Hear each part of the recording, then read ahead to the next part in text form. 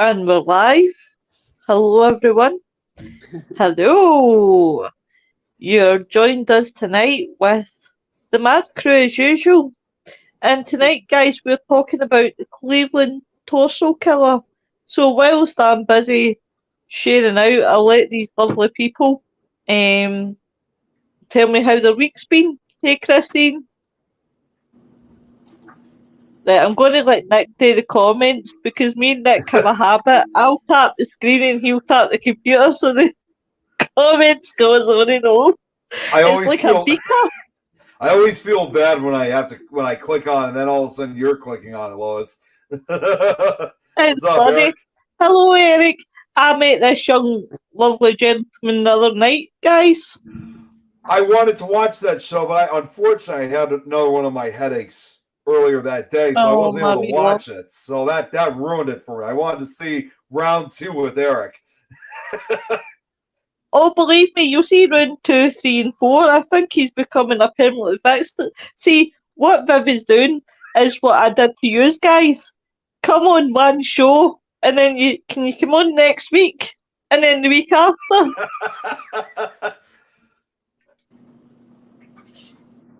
So how's everybody's week been? Kind of busy, I guess, so far. Yeah. What about yourself, Nick? Yeah, I've been kind of all over the place. I've still been making more presentations lately for Nick Files, so and I'm finally starting to get back to finishing up my other audiobook that I was working on. So that's finally coming along. Sounds good. Sounds good. Nick, you need to remind me about what dates you're wanting in September, my love, for that special. I keep forgetting, and then every time I see you, it comes in my head, and then it comes back. You need to write it down for me, love. Oh, yeah, that. Yeah, I definitely will. I'm actually checking the calendar right now, as a matter of fact, so I know which date to do it. Yeah. And if MD wants to be my PA, please, application forms in. I'll take MD. Your personal assistant? Is that what that means? Oh, God, I need a personal assistant. Hi, Rita. Love, how you doing? Nice to meet you the other night as well. I met Mr. and Mrs. P. I was so happy. Yeah, I just want to put something out there. I've been working on doing paranormal team shirts, like making shirts for paranormal teams. So I ship anywhere in the U.S. If anybody's watching and knows a team that needs shirts, send me the design, and I can pretty much do like almost any design. I've done some pretty like very, very detailed paranormal team shirts so far. Yeah, they adopted me every Tuesday. That's how it starts, Eric. It starts with, well, you come on one show, and that's what happened with Nick. See, I promised him one show, and then it started, Nick, can you come on next week? And then it's just tumbled to Nick, you're here every week. Poor Rosie get dragged through an all. If you wanted me to, I'd do it by myself. I don't care. As long as I'm available. Where do we send the applications for your personal? I just put it in my DMs. It's fine. I better not say that. My DMs will be filled up. I can remember the last time I said that, and it did actually happen. The one that we're doing tonight, guys, I must admit, I'm not familiar with. So I had a wee look at it today. So it looks really, really interesting. It's kind of like a Jack the Ripper scenario, isn't it? I've heard of the killer you're talking about, but I didn't I guess I didn't know that we were talking about that. I thought we were talking about that other thing that you had asked, like the myths and the superstitions thing or whatever. No, that's for a special. Huh? That's a special that's coming up. I'm sure I said it's like next week. In fact, it's next week, guys. Okay. But that's all right. Don't worry about the tweet. It sounds interesting. Put man, just, oh my God, before you start, I looked it up today. Holy crap.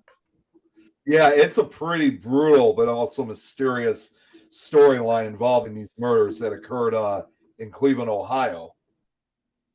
Yeah, I want to know what makes someone a torso killer. Like, why was he dubbed the torso killer? Like, that's my biggest curiosity. And the gorier, the better. So, the Cleveland torso murderer, he was first off, he was also known as the Mad Butcher of Kingsbury Run. It was characterized by the dismemberment of 12 known victims and the disposal of their remains. And the way I'm actually going to read a little bit of this because this way we'll be able to it can help me describe it better. The official numbers of murders attributed to the Cleveland torso killer is 12. Although recent research has shown that there could have been as many as 20. The 12 known victims were killed between 1935 and 1938. Some investigators, including lead detective Peter Merylo, believe that there may have been 13 or more victims in the Cleveland, Youngstown, and Pittsburgh areas between the 1920s and 50s. Two strong candidates for addition of the initial list of those killed are the unknown victim nicknamed the Lady of the Lake, found on September 5th, 1934, and Robert Robertson, found on July 22nd, 1950. Now, the victims of the torso murderer were usually drifters whose identities were never determined, although there were a few exceptions. Victims number 3, 2, 3, and 8 were identified as Edward Andressi, Florence Porlillo, and possibly Rose Wallace, respectively. Two of the victims were identified by their fingerprints, while Rose Wallace was tentatively identified via dental records. But now the methods of how he usually killed them. The torso murderer always beheaded and often dismembered the victims, occasionally severing the victim's torso in half or severing their appendages. In many cases, the cause of death was the decapitation or dismemberment itself. Most of the male victims were castrated. Some victims showed evidence of chemical treatment being applied to their bodies, which caused the skin to become red, tough, and leathery. Many of the victims were found after a considerable period of time following their deaths, occasionally in excess of a year. In an era when forensic science was largely in its infancy, these factors further complicated identification, especially and also in a very unsettling way. The heads were often never found. Do you think, right, here's a question for everybody in the chat and for yourself. Do you think that murderers found that, hey Kelly, it really more easy, right, it's more easy to pick their victims. Some of the serial killers picked their victims because they were either runaways, they were, people wouldn't notice these people. Nobody would come forward and identify. And I found that's apparently some of these serial killers that it was like people like that have lost their way, that are like runaways and things like that makes them more susceptible. Right. Well, and not only just that, I mean, these were pretty easy victims to choose from, in fact, for whoever did this, because I said that they were drifters, but they also appeared to be lower class individuals, easy prey. And you have to remember, this was during the Great Depression era in Cleveland. Many were known as working poor who had nowhere else to live, but the ramshackle Depression era shanty towns or Hoovervilles in the area known as the Cleveland Flats. So if you have basically people who are drifters or people who've lived off the streets, especially during the Great Depression era, it's a pretty way to choose simple victims. And no matter what you do with them, people will not even know that they've been murdered. Exactly. I mean, the thing that I think gets me is the fact that the torso murderer always beheaded and dismembered the victims, occasionally, cutting them in half with their torso. But most of the causes of death was the actual, dismemberment itself. Or decapitation. Most of the male victims were castrated. Some victims showed evidence of chemical treatment, and it's just wow. And in an era when forensic science was largely in its infancy, these factors further complicated identification, especially since the heads were often undiscovered. Right. That's kind of crazy. I wonder if like they had ghosts pop up that were headless ghosts or anything like that, trying to tell somebody where to find their head. That's what Christine Marley just said. Their spirits can't ever find peace, because the can part of they? them And is you know, right. Well, and you know, when you think about it too, is with the way how this guy, whoever was that killed these victims, it also led to some speculation that whoever this was that committed these murders obviously was very skilled, and they speculate he had to have either been a butcher or a doctor, especially if it was involving chemicals. So that's why led some speculation if this could have been the work of a butcher or a doctor, because it was very surgical like as well. Yeah. Hey, Bri.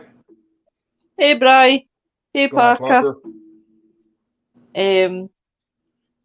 I'm going to read one of the letters to the police. You can rest easy now, as I have came out to sunny California for the winter. I felt bad operating on those people, but science must advance. I shall soon astound the medical profession. A man with only a DC that did their lives seem. Sorry, this letter's really dead. Sorry. That did their life meaning compassion to hundreds of sick and disease-twisted bodies. This laboratory guinea pigs found on any public street. No one missed them when I failed. My last case was successful. I now know the feeling of. I don't know what that is. Right now, I have a volunteer who will absolutely prove my theory. They call me mad and a butcher, but the truth will out. I have failed but once here. The body has not been found and never will be, but the head minus the features, i.e. buried in a gully on Century Boulevard between Western and Crenshaw, I think. I feel it is my duty to dispose of the bodies. I do it, it's the God's will, not let them suffer. That was one of the letters that the Torso murder sent to the police. Which is typical of such serial killers. They often usually will write letters like that to taunt the local police. I'll see if I can pull up maybe another one. But you know, that's the thing. But it sounds like reading about the case, and obviously that it sounds kind of like a Jack the Ripper sort of scenario. Just again, the way that the bodies were obviously, the way that obviously the bodies were. Obviously there was two main suspects to obviously this case. A guy called Francis E. Sweeney and Frank Doza. But it's definitely, and again, it makes you wonder, because obviously the Jack the Ripper, their theories were that it was somebody in the medical, world. And then when you read this one, it's the exact same scenario. That's the similarities that I'm seeing. See, Christine says he sounds totally delusional, doesn't he? They are humans first before their circumstances, surely. Yeah. It sounds like he really just didn't give a shit. Eric also makes another good point here, too, saying usually this is a picture search, more violent and disturbing crimes, less easier prey. I think he's referring to like the victims, since, like I said, they were a lot of Depression era drifters. So Yeah. it was probably also a way of knowing that when he chose these victims, I mean, not only, one other thing I forgot to mention too was if these people didn't have homes, they didn't have families, they didn't have any friends or close associates they could live with, they had no choice but to live out in the streets. Again, not only is it an easy way to become prey to someone like this, but also furthermore, it's that kind of scenario that not only will people know that you've been murdered, no one's going to find you. You know, taking those type of victims is obviously very good in those type of individuals' eyes because they're not going to find them. No authority will be involved. So again, it's as disturbing as it's. Hey, Nigel, as disturbing as it sounds, I mean, it's like you can get away with murder with those type of individuals. Thanks, Nigel. I mean, Thanks, Nigel. In September 1935, two teenage boys discovered the decapitated corpse of a white male at the base of Jackass Hill. That, believe it or not, guys, it is Jackass Hill. I actually just looked it up. That's what it says. It's Jackass Hill. Just in case you thought I had a wee bit of a stumble there. Where East 49th Street dead ends into Kingsbury Run. The body, naked save for a pair of socks, was clean and drained of blood with rope burns around both wrists. The coroner determined the cause of death had been decapitation. Fingerprints identified this victim as a 28-year-old white male who frequently the Roaring Third. While searching the crime scene, police discovered a second body nearby, also the same way. But this John one was Doe. It was covered in chemical. The body apparently had been dead for at least a couple of weeks. The 40-year-old white male was never identified. It's amazing. Just John Doe 1, and to make matters even more gruesome, this actually goes to the first victim. Said that he was also, let's see, his body was also found to be emasculated, only wearing socks. Jeez, that's just definitely a gruesome way to die. And the same thing, both of them were emasculated and decapitated. So, jeez, it just really makes you wonder, like you just said, Lois, like what makes people want to commit? It's like. And you'll see in the following deaths, it's like he literally butchers these people like cattle, like they're like livestock. I mean, I'm looking here at the dates, and he seems to take a break in between because there's September 1934, 5 the year after. Then he went to January 1936, then June 1936, then July 1936. So it seems that he's having a break every so often, which makes you wonder what he's doing in between. Because there's September 1936 and then the fall in 1936. So it makes you kind of think, what is he doing in between those times? Because it does make you wonder, why does somebody do that? Why did they go in a killing spree, stop, start again?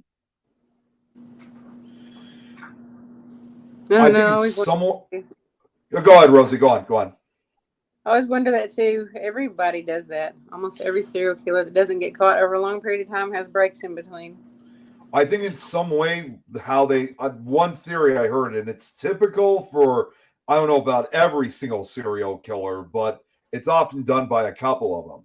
One theory is that they probably take these breaks in order to cover their tracks, because they're probably thinking in their minds that if you kill somebody every once in a while, or if you kill them in different areas, in their minds they think, especially if it's in different towns, the police, they're not going to know what to think. They're going to think you're three different people or a whole gang of them. So it's probably essentially a way to throw them off their tracks, saying, okay, this guy, one murder has occurred like this, then all of a sudden a few months later another one comes up. It's like it's like to make it also look like a copycat killer, as they often say, to make it again more than one individual.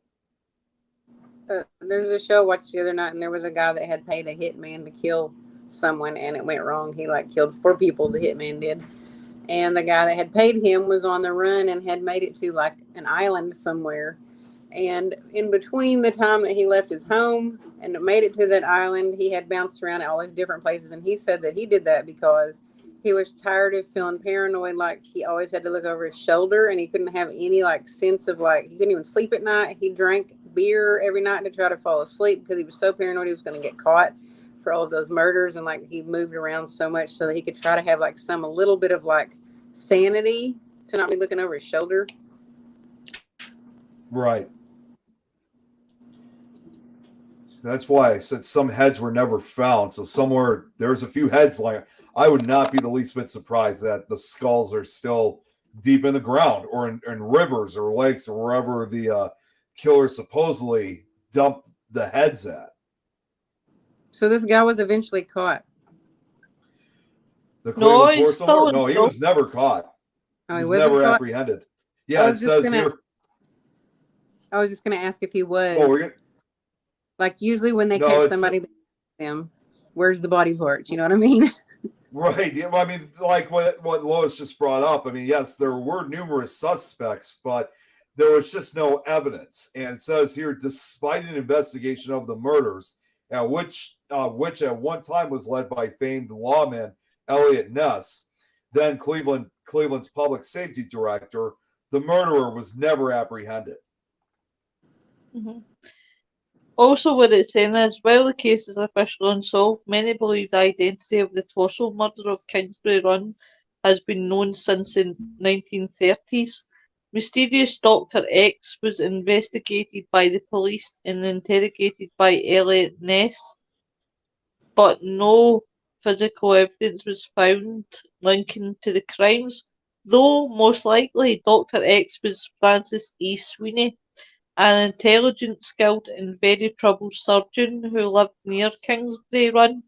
Dr. Sweeney had the surgical know-how as well as access to facilities ideally suited for dismembering bodies. Despite a week-long interrogation by Elliot Ness and other high-level investigators, Sweeney never confessed. Hey, However, Robert. hey Robert. However, immediately after Sweeney committed himself to a sanatorium, the murder stopped. Oh, I didn't see that part about it. That's new. Can you read that one? I- The last sentence. Right, 2 seconds. Du-du-du-du-du. Loading. It says Sweeney never confessed. However, immediately after Sweeney committed himself to a sanatorium, the murder stopped. I'm looking at the Cleveland Police Museum, Nick. I'll send you the link just now to have a wee look. I've seen a few pictures, but I didn't know there was a link for it. Yep, I'll just send you in the crime show chat, honey. Sure. Right, that's me sending you it, love.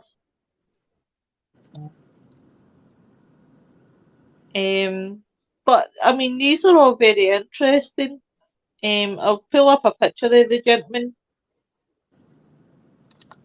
Oh wow, check that out. Oh, it's like it shows the pictures of the victims too. Like, wow, these. It does. Holy cow! Yeah, some of them are decapitated. Yikes! If this wasn't the type of show it was, then I'd quite happily show you the pictures. But unfortunately, Facebook, you know what it's like. That's why I was looking at the police museum. Great minds think alike. Eric. Yeah, he's looking at it too.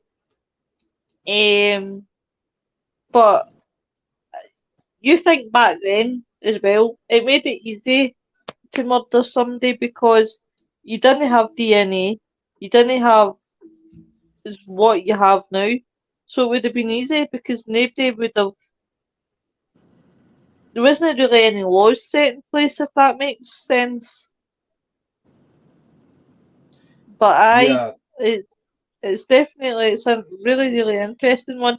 and this is why I want to do next week's show, because I read this book, right? I'm still reading it just now. I can't even hang me because I'm on the tablet.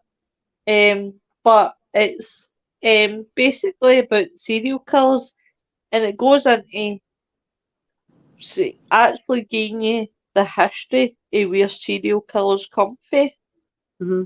And some of the facts that were thrown out, I was like, oh wow, this would make a great show, because probably no many folk know where the word serial killer comes from or how it originated. Yeah. But and there was some missing legends that I was quite shocked by, so I thought, oh, that would be a great show. Definitely. Absolutely. I I'm just reading some more. I'm just reading some more information on this case. I'm actually looking at the additional possible victims that may have been in addition to the Cleveland murderer. I mean, so when you go go on. Yeah, go. No, you go ahead first. Go ahead. Age before beauty. He's younger than both of us, so he said go first, anyways. Yeah. Fuck off. He insulted me the other night and told me to say that. Don't you encourage him, Rosie? Well, what are you going to say, my honey? Okay, so what I was just reading, this is something interesting, because I've actually, one of the murders that they talk about here, I've actually seen on, believe it or not, it was featured. You guys remember the show Dead Files, right? It's yeah. Stephen A. Amy Okay, Allen. so yeah. I'm too young to remember that, Nicky boy. There was an episode where they did talk about one of these murders on the investigation that they were locating. It was 3 headless victims were found. Among the possible victims were 3 headless victims. They were found in railroad boxcars near McKees Rocks, Pennsylvania, on May 3rd, 1940. And all bore similar injuries to those inflicted by the Cleveland killer. Although the strangest part, and I still remember this from the episode, was when they found the second victim in one of the boxcars.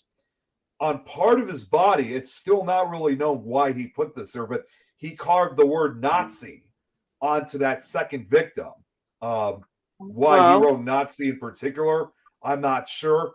I mean, yes, this was 1940. This was during World War II, but I still really don't know why. We still don't know why he carved Nazi onto the second victim, but they were all killed in a similar way to what he saw in Cleveland, Ohio.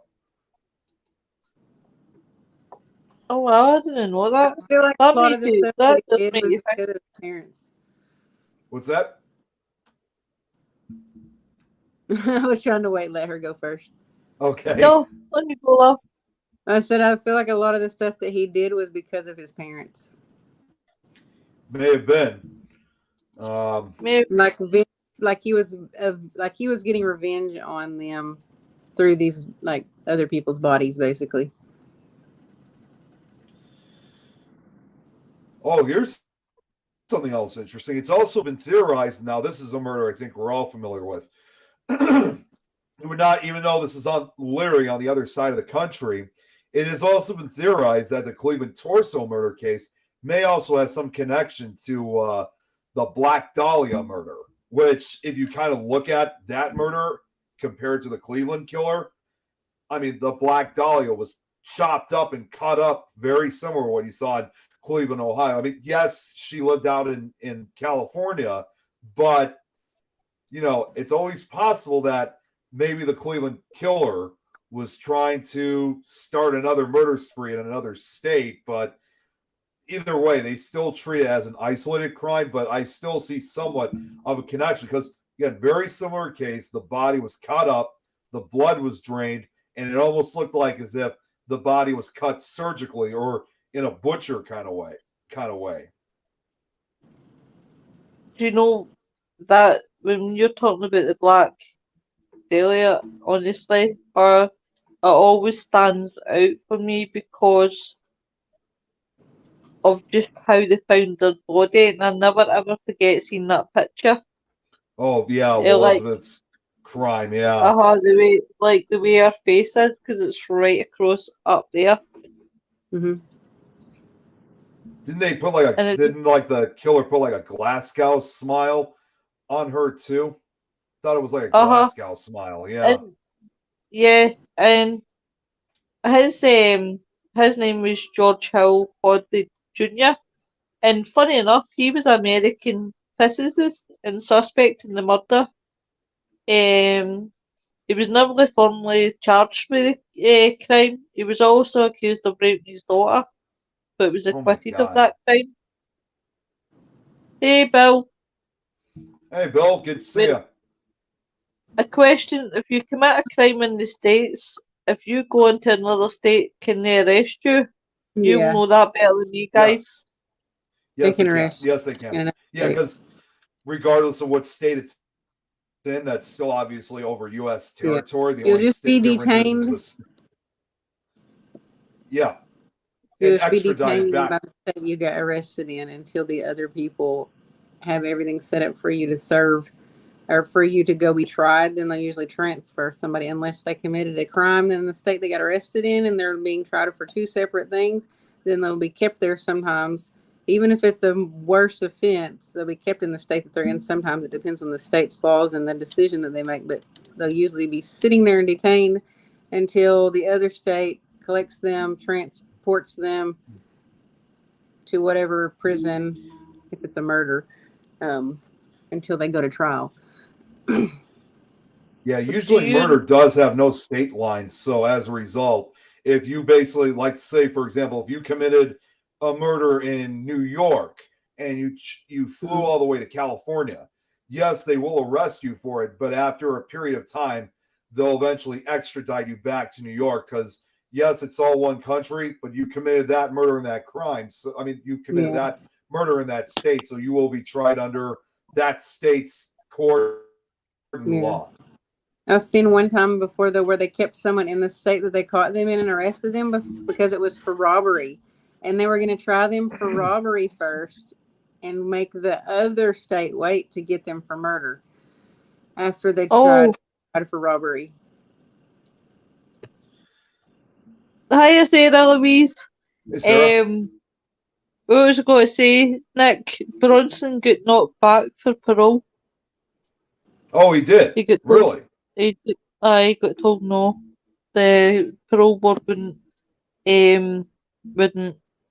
appease it. Which I think is pure shite. The guy went only in for armed robbery. It's like 50 fucking years, get a break. Yeah, exactly. It's kind of crazy. Yeah, I'm not feeling too bad. Said it was just a wee bit of a headache, love, last night. And starting to feel seasick again that way. David Omen was on. I feel dead embarrassed. I had a headache last night, but Dan phoned in. So I only got Viv's message at the last minute to say David Omen wanted to hear what my accent was like. Mm-hmm. So I went on the show, and you know that way you're sitting there and you're trying to be polite, but you know it's coming, and you're just sitting there and you're thinking, when's the right time to go? So I was like, guys, I really need to go. I was like, I'm feeling dead.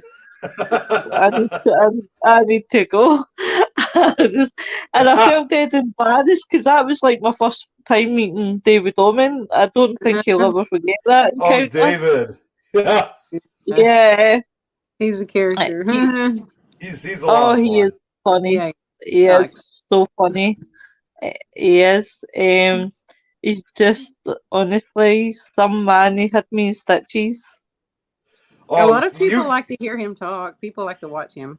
You could go on with him for hours. He's just so much fun. And there was actually one time, I still remember when we had him on, and Chantel was actually the one who brought this up. Some word that me and David were trying to correct. We were like, we must have been staying on the show for like 10 minutes. It was like, we're like boars or something like that. And we were trying to figure out how to say that correctly. It was so damn funny. Hey, good to see you. Hello. That was a fun show. Robert says it looks like Jerry Lewis. Who? David looks like Jerry Lewis? Yeah. David, yeah, that's funny. Oh my God, I she know, was doing that too. yeah, she was really bad last night. I won't tell you what they were talking about. It got me flustered. I can imagine he was there. But I can imagine. honestly, I would love him for Frighteners to come on Frighteners. I think Oh my it'd be God. a hellier show. You have him on Frighteners. We are gonna be having one hell of a time with them. Oh God, yeah. Oh wow. I was sitting there memorised with him. He was just so funny. Just the way he was talking about the spirits in his house and Yeah. oh fuck man, he had me in stitches. He has a very funny. He's very funny. He's very funny. Like super funny. He is really funny. He's not even like trying to be funny. I don't think he really is. I think that's just his personality, and he's just funny. You know what I mean? Like it doesn't even like so natural, right, Nick? Like he's so natural at being funny that it doesn't even like seem like he's trying to be funny. Yeah, exactly. He just really is funny. You're absolutely right. So funny. Oh God. He was just What was it, the if you had a story? bad week and you talked to him, you'd feel better just because you left. Oh God, oh yeah, if you're having definitely. like a bad day, you have a bad day. He's just that kind of guy. Yeah, who just brightens your day up. Yeah. Oh God. Well, what story was he saying? It was I think it was about the spirit that's in his house and he's just the mayhem it was causing and he was just telling it and the way he was telling it, it was just so funny. You just couldn't help but laugh. You just can imagine. What I wanted to ask him actually last night, which memorised me, was did he mention to me last night about having cameras everywhere in his house? Yeah, he does. The cameras. Yeah, he does. Cameras in it. He does. And I'm like, holy shit. He's posted a lot of videos, I think, on his YouTube, where he has a website where he used to sell a book, and he's posted a lot of the videos Johnny. activity on there, like his paranormal activity he's caught in his house.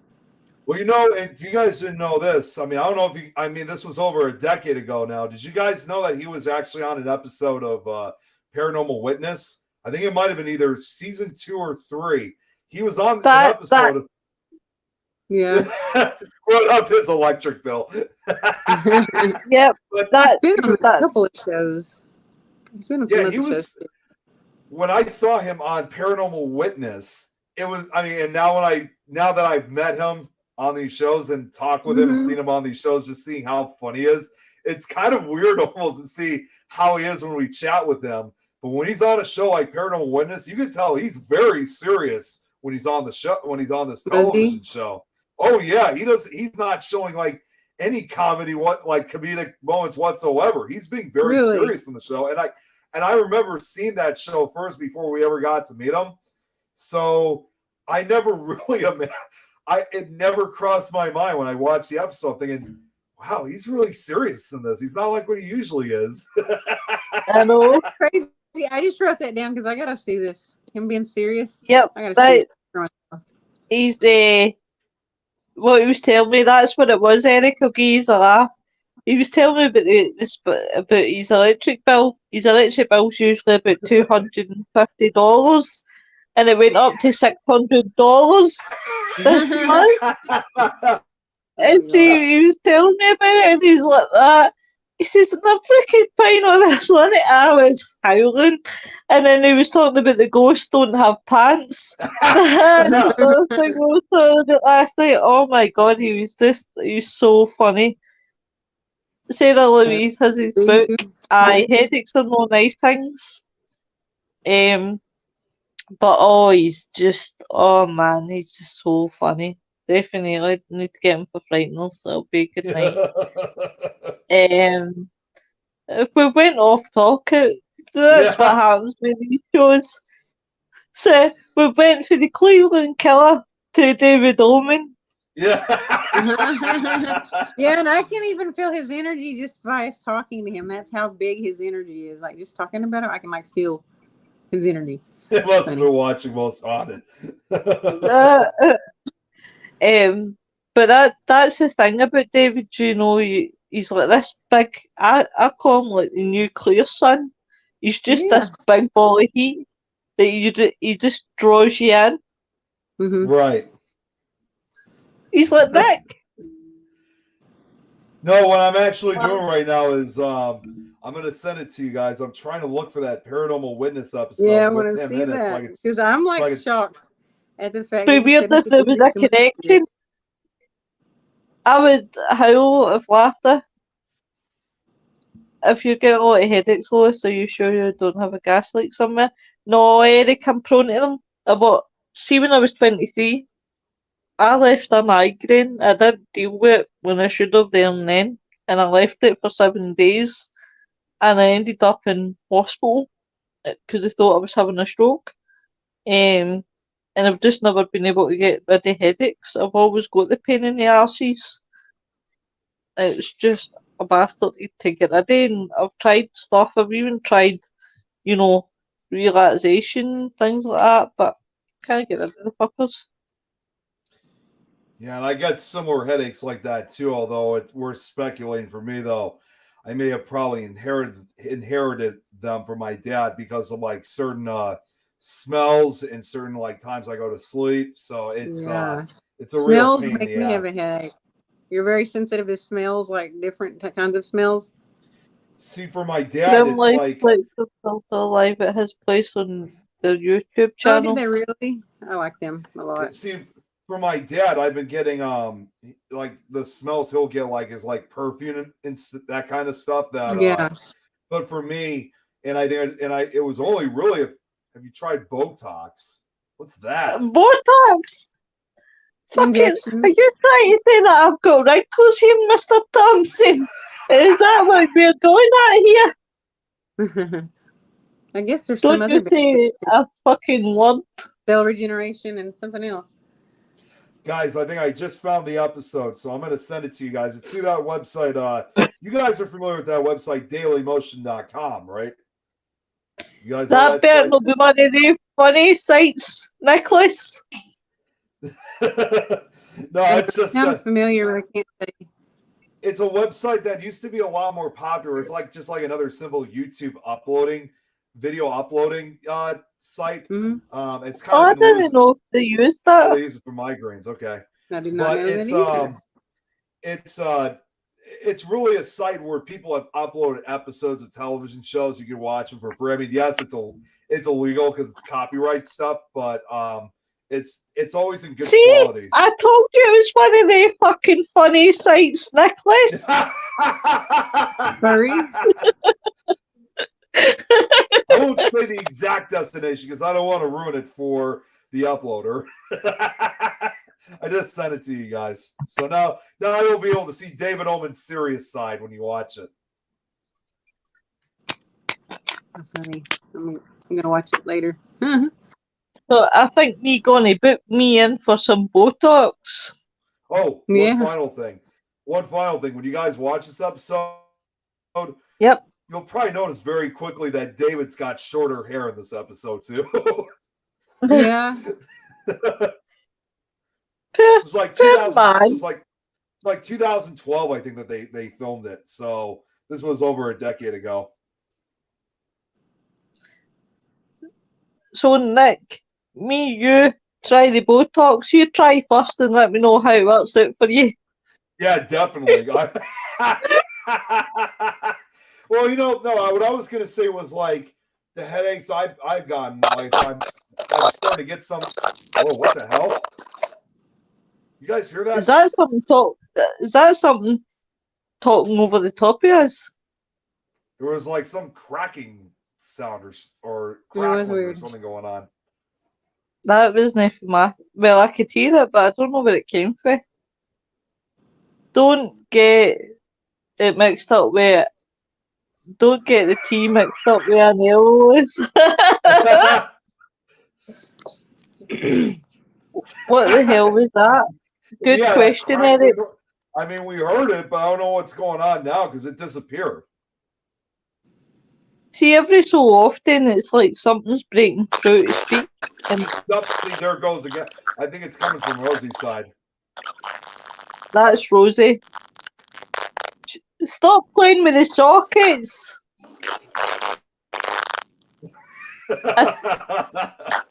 I think she's having a bit of wind folks. I don't know if Rosie's actually saying something or if it's just the sound of the. I think she's connected that up to next door. Yeah, there's like it's like compressed or something. It's like a weird echo type of Let me thing. see, let's see. Let me see, Someone's sucking up the It does. liquid using a It does, straw. guys. Sounds like a monster. Is it? But I can't even remember now. That sounds just put me off my. I don't know what that was.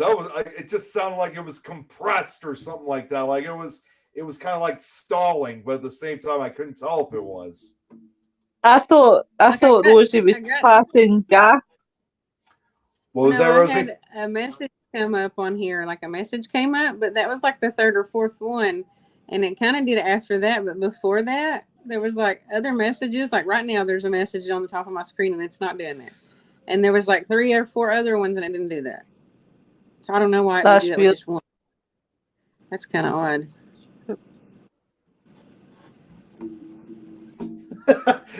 like someone licking the microphone. Oh my gosh. Trust you, Mr. Thompson. Trust you. That just doesn't sound right. I wouldn't do that if I was you, but if you want to end up a ghost, go ahead. You will be sorry in the end. Exactly. What do So, they call guys, that? ASMR, like those people that make the noises with the microphones that makes you like relaxed and you go to sleep or whatever, and they make like the like Oh yeah, Is kind is of that like white those. noise? clicking. the- It's like they're licking Yeah, it like to a white relax, noise go to machine. sleep. But it's in the web.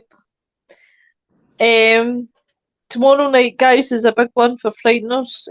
Tomorrow night we are talking about mental health awareness. So please come along. And join us. Let's beat this stigma. So it'll be quite a heart to heart tomorrow with the show. But we'll still make it as fun as usual because I'm sure me, Nick, and English and Bri will have some carry on in our heads. Oh, thank you, Eric. You're my top fan. And you as well, Christine. And Deflox? Robert, nobody's here. What, darling? Did he say deflox? Oh, defo. I He think it was was saying definitely. Defo. Yeah. Definitely. Defo. And to you. Def- I thought it was like I'll be there. Smashing, deflox, guys. like Yeah, geez, everybody's gonna want to be back. Botox. You know what I mean? But like another thing that was similar, like defox, and I was like, what is that? People. Defox, and I was like, I need to look that up. I don't know what that is. Oh. Know what I'm thinking for next month? But I'll tell you off air.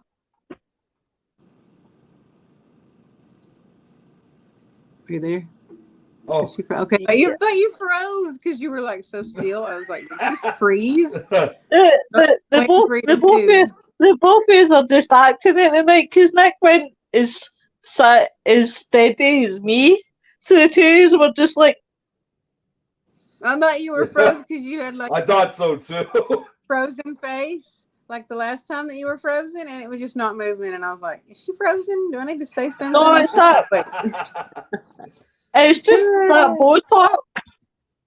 The Botox. The Botox made your face muscles freeze, and you couldn't move them. Yeah, I get it. I would love to try Botox for a laugh, right? But I'd be too frightened in case I have like a still face. See, when obviously if you have too much Botox and you look like your cheeks are, I would just be. In fact, I'd be worried I came out like Dan. See when he does that face, Nick. He goes like that. Oh my god. That's how the Botox is going to end up turning. That odd silence is called a brain fart. I don't have them, Eric. Much. I don't usually, but since I had COVID, my brain does kind of space out for a little bit, like daydreaming or something. sometimes for a little bit. I've had that happen a few times. It's like, even when we do these shows, I sometimes lose my train of thought. But again, that's why now whenever we do these shows, or if I'm doing Nick Files or something like that, I always have that information with me. So even if that does happen, at least I'll be well aware that I still have that info. Babe, did you know that they Botox for people with squints? Does it make your muscles not squint anymore, or it just looks like you're not when you are? So what happens, right, if you get too much Botox and your eyebrows stick up like this? Oh my You just gosh. look like you go you're back and raising say, your fix this eyebrows. or I'm gonna sue you. Either fix this or get me a part in a TV show that I need to be doing this in for like many years, because if it's stuck like this, This is random, right? All right, on you go, Nick. I just seen that Dan face there. Yeah. Right, go Nick. Well, no, because I was just looking at more information about this, because I just came across another page here about something very similar to what we were just talking about. You know, like this goes back to the murders. There was a similar string of murders that occurred in the London area before the ones in Cleveland. It's called the Thames Torso murders, or the Thames Mysteries, or the Embankment murders. It's a sequence of unsolved murders of women occurring in London, England, but this time from 1887 to 1889. Series included 4 incidents which were filed as belonging to the same series. None of the cases, and like Cleveland, none of the cases were solved, and only one of the 4 victims were identified. In addition, other murders of a similar kind taking place between 1873 and 1902 have also been associated with the same murder series. It's even been linked to that of the contemporary Whitechapel and Jack the Ripper murders. See, this is what I find. I would love to know who was it, Jack the Ripper, that started this first before the rest. Do you think it's a copycat? If that makes that's what I sense. was thinking too. Like somebody, either that or more than one person involved. You know what I mean? Like maybe somebody knew people and told them that they did that, like they're bragging about it to somebody, and they did it too, or something. Well, it says more about it. It says, however, the modus operandi of the perpetrator of the Thames Torso murders differs from the other unidentified criminal in that the victims of the Jack the Ripper suffer progressive abdominal and genital area mutilation, whereas the Thames Torso murderer, very much again like Cleveland, dismembered the bodies of his victims. And this won't take long. The victims that were identified was, what the hell just happened? Hang on 1 second. I don't know what that was, but now I got it. What? They were known as No, the page got frozen for a second. I ended up grabbing it, like the tab out of the page, and just formed a new page. I don't know how that happened, but they were known as the Canonical Four. The series included, like I said, 4 incidents. The first victim was Rainham Mystery. Between May and June 1887, the remains of a woman's body were found in the River Thames near Rainham. Workers first encountered a bundle with the torso of a female throughout May and June. Various parts of the same body were found, with the exception of the head and upper chest. The investigation concluded that the body had not been dissected for medical purpose, but that a degree of medical knowledge had been necessary to perform the dissection. Because the doctors could not state a cause of death, the jury was forced to return a verdict of found dead. The second victim, which was just simply called the Whitehall Mystery, that was between September 11th and October 17th of 1888. The dismembered remains of a woman were discovered at 3 different sites in the center of the city, including the future site of Scotland Yard, the police's headquarters. The torso was matched by police surgeon Thomas Bond to a right arm and shoulder that had previously been discovered on the muddy shore of the River Thames in Pimlico on September 11th. The Times newspaper had initially suspected that the arm was placed in the water as a medical student's prank. On October 17th, reporter Jasper Waring used a Spitsbergen dog with the permission of the police and the help of a laborer to find a left leg cut above the knee that was buried near the construction site. That's all it says for the second one. It sounds like the rest of the body was never found. It's amazing the amount of ones that you hear that's obsessed with the torso. Who's watching that, Luther? That's a weird series, Grim Subjects. I haven't seen it. I haven't seen it, Robert Powell. The free is a good eye to help the lazy eye. I'm screwed because I'm blind in my right eye. Like, literally, if I shut my left eye, use are all colours. Use are actually all colours. It's great fun. On the iPlayer, I love Luther. Is that with the Idris Elba? I think he plays Luther. I might be wrong. Might be something different I'm thinking about. But it's really interesting to think that all these have been committed potentially by folk of the medical science.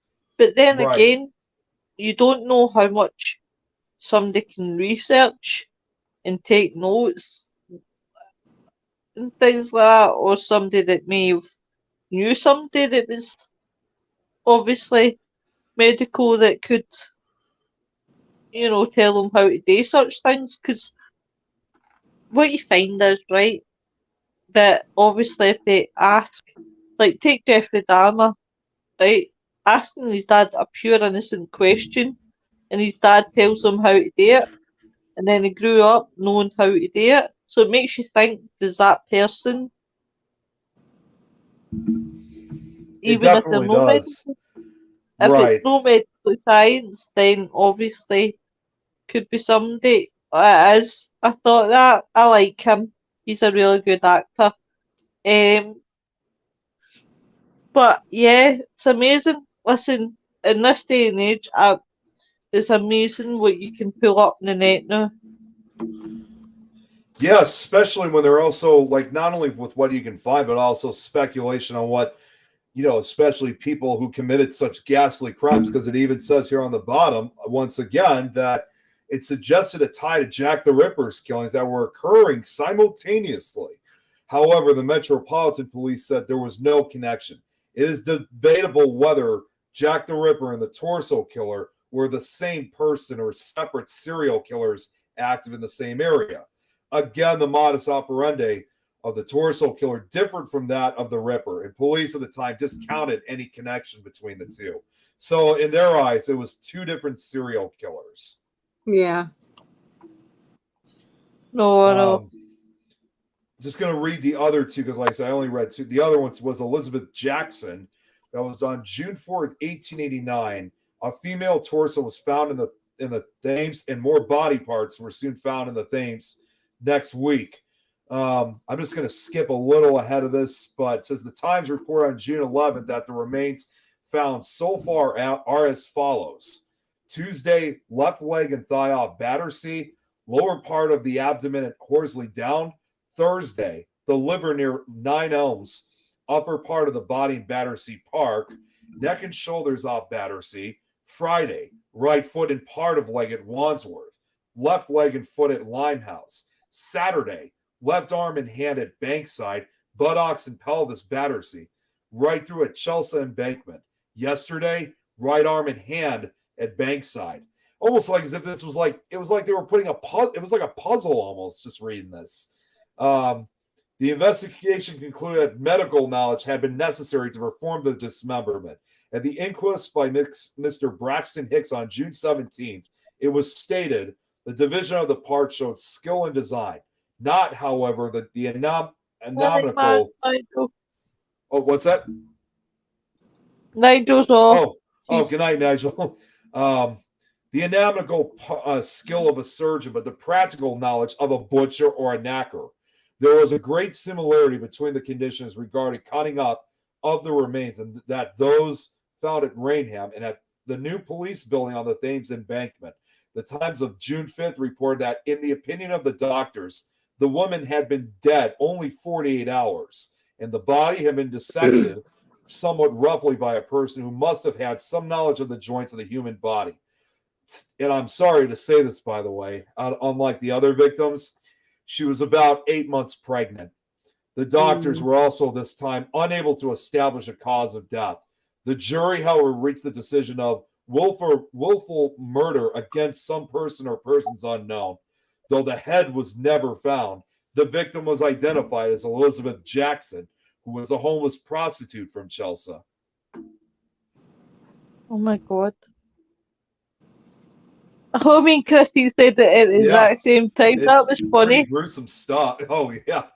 But it's just crazy that they actually found different pieces of this person over the next couple of days. They're like, again, almost like as if he was setting a puzzle for him, almost like he wanted these pieces found so the body could be put back together. But like I said, the head was never found. It was a scavenger hunt. Yeah, like a scavenger hunt. Definitely, Christine, definitely. Do you know what, guys? Know what I forgot to do tonight, and it was in my head to do, and it totally went out, but it's totally came back in. Seriously, I have these brain fart moments, but I just want to say that my heart goes out to the people in America, in Nashville. Yes. Yeah. My deep condolences to the guys out there, definitely. Yeah, it's been pretty bad over there down in Nashville, and it's kind of ironic because, you know, Lois, you, me, and Vivian were talking about this kind of stuff just a few nights ago.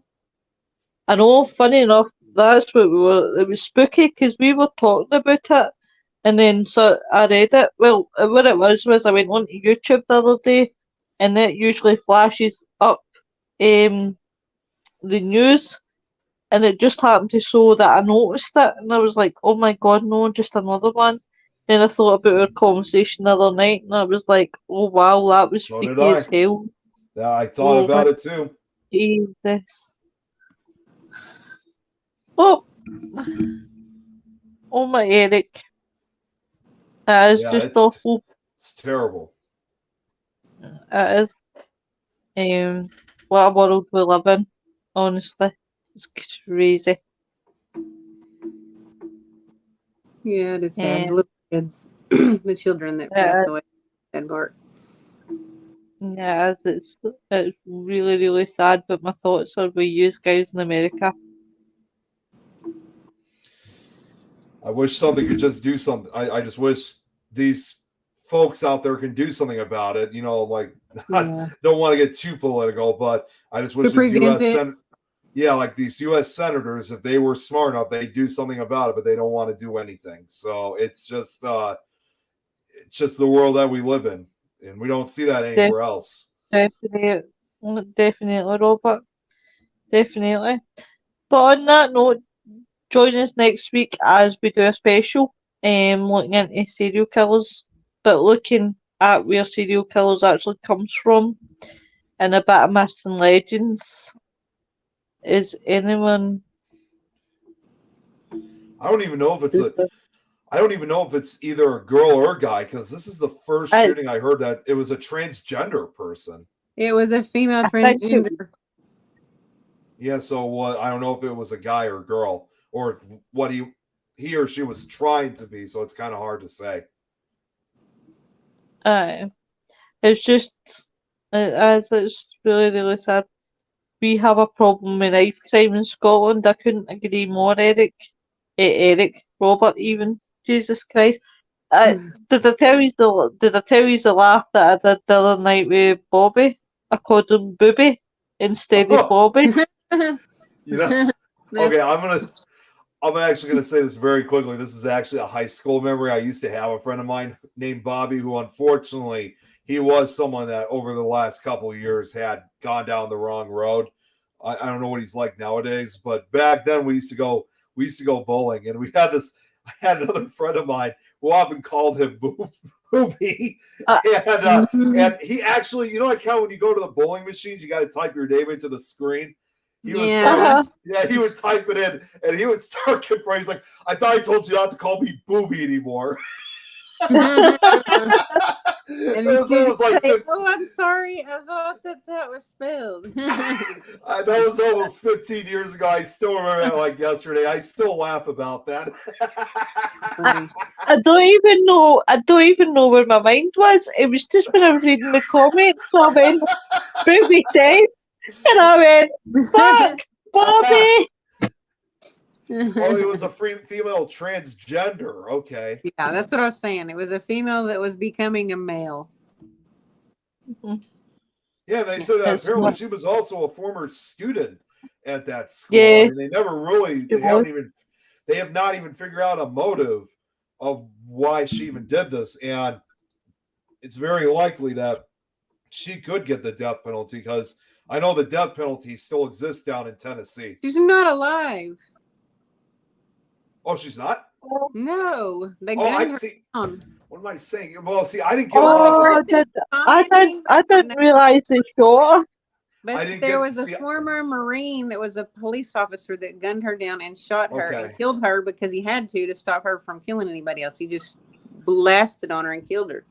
See, I didn't even know she was dead. I mean, I And didn't really get a lot of. Side note, anyway, so she wanted to die, but I don't understand why she didn't just kill herself instead of killing all those innocent children. Instead, just Yeah. instead either get help or kill yourself. Don't kill little innocent children. That's Right. it. But, well, see, I Definitely. knew about. See, I knew the victims, the kids were dead, but I didn't know she was actually killed. Like, Yeah. I didn't really get a lot of details. Including her death.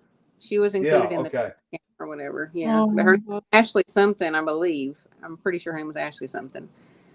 And That's she just left. crazy. She had left, and 15 minutes before that, she had contacted one of her friends and told her friend, if this is the last time I ever talk to you, I just want to let you know how much I love you, and that I'm probably going to I'm probably not going to be alive any longer when you get this. And that person asked her dad what to do, and they called the police and reported her, but it was too late. She was already in the school shooting it up.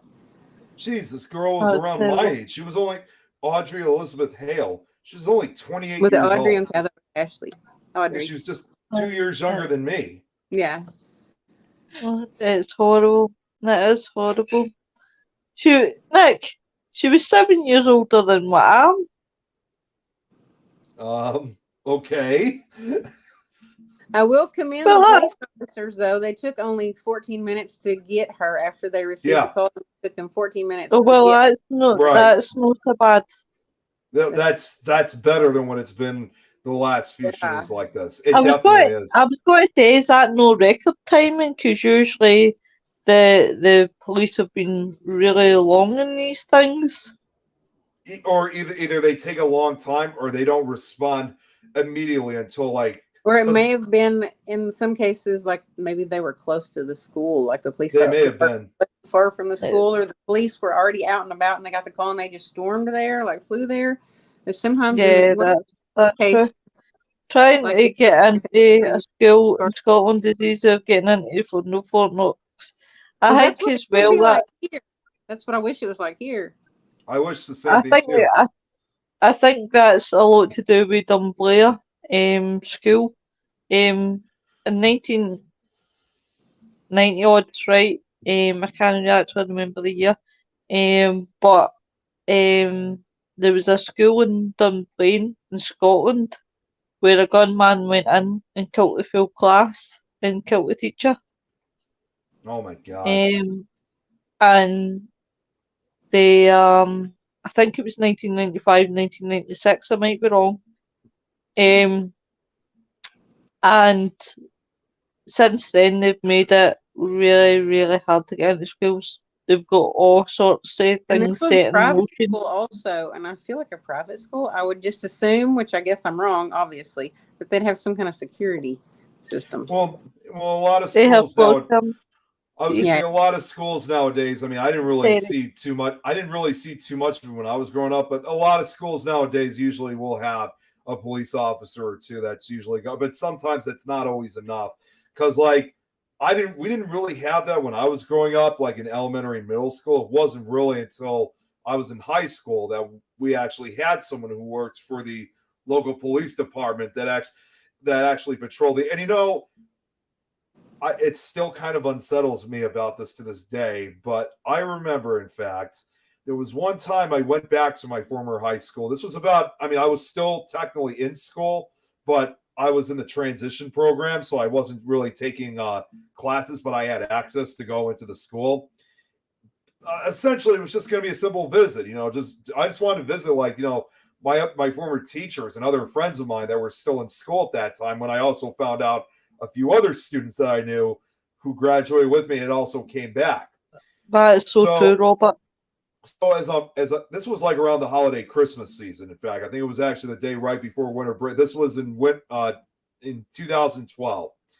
And as I was walking down the hallway, I think I was carrying some, I don't know if it was like a bag or something like that. I think it was delivered gifts or something like that. I really can't remember. I remember I was carrying something with me, and I was wearing this black trench coat, which, it was, you have to remember, it was Christmas time. It was freezing. I didn't really have a place to really hang up or put my stuff. I had to carry it all with me. And then I met the officer, who he knew me very well. And for a good majority of time, he was walking alongside with me, which I didn't mind. I enjoyed the company. It was a good way to kind of catch up on things.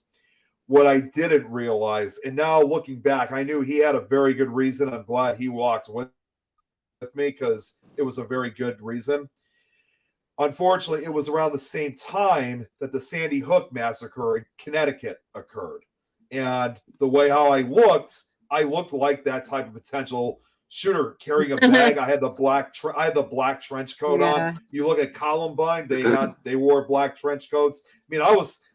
I knew that. I think he knew I was not going to be that person capable of that, but I think he was doing it for safety purposes. And I'm glad that he walked with me. So it was definitely a very unsettling feeling, but I knew he had a good reason to walk with me. I mean, as Eric, I was right in the year 1995, 1996. I was 96. The year 96. But it was a horrible, horrible year. But in your situation, Nick, you can't judge a book by its cover, but I can understand why they would have probably been on edge. Yeah. I knew he was not suspicious of me. I think, it was just because it literally happened like that day. So for him to follow me around, I don't blame him for it the least bit. I'm glad he did, because there was another shooting where the kids that were at Columbine shooting, where they were black trench coats when they came and shot up the school. So I guess I could understand why the officer would feel. I was wearing a black, and it was ultimately a black long trench coat I was wearing. So I at the time I didn't really think too much of it. Nowadays it's like you wear something like that at a school, and in a lot of people's eyes, not a good thing. Yeah.